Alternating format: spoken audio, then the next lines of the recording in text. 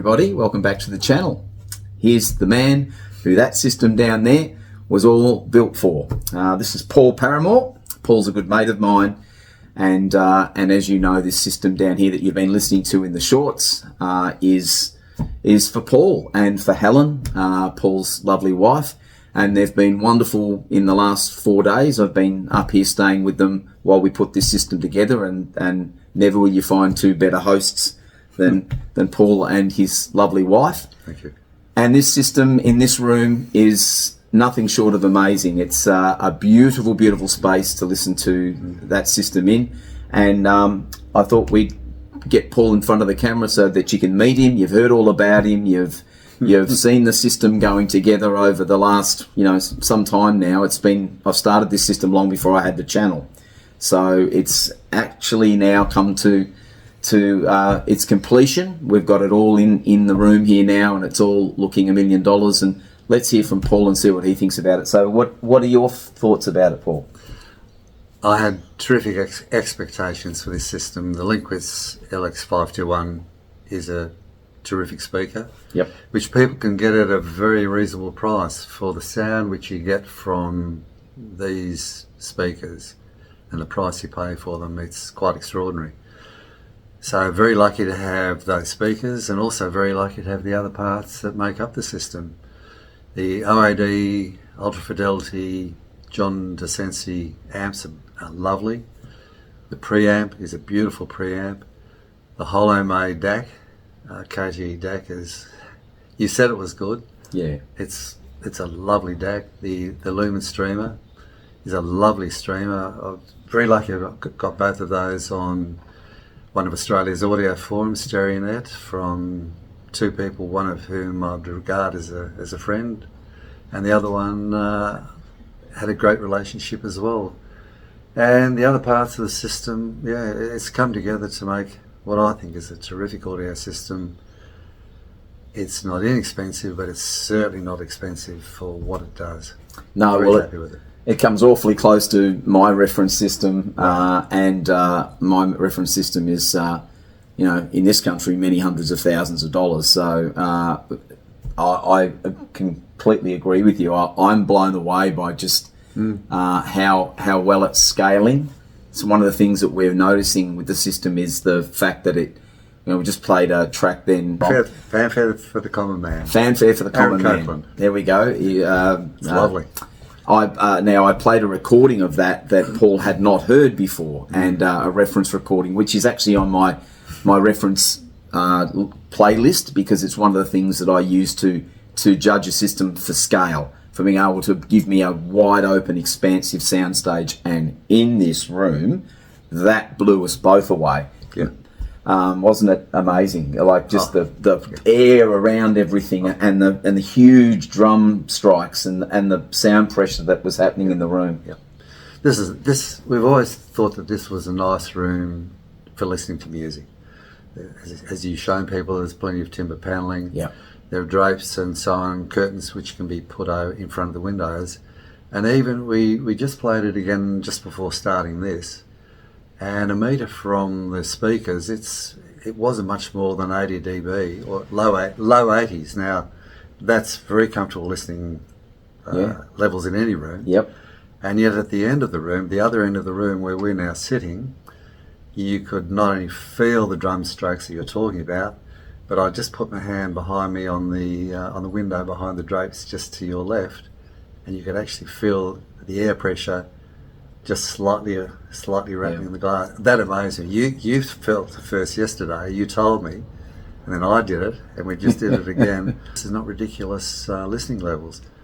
And the one thing that I didn't mention earlier was those stack audio components, the EQs underneath the components, and then yesterday putting those Alva 70s under the speakers, and you've talked about that.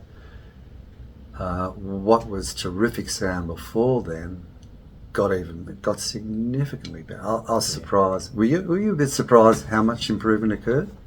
Yes and no. I guess from my perspective, having the 100s under my Wilsons, and you guys on the channel know, I filmed my first reaction on that video, and I think that spoke wonders more than what I can rabbit on about talking how I felt. But it really, I know they're special isolation components. They're the most I think they're the most cost effective for the benefit you get from your system. These things, let's be honest, these things are tweaks in most people's system. They're the sort of last few things you think about doing, but in the sort of systems that I've been putting together lately and that I've done on my own system, I've just continually keep seeing further improvement with everything.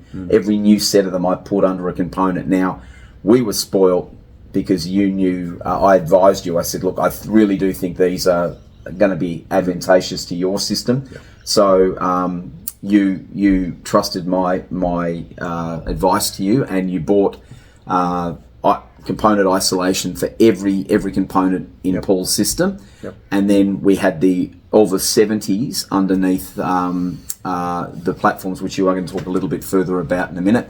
And those from the day when we didn't have them, and some of the first shorts you guys saw were with the speakers on the carpet.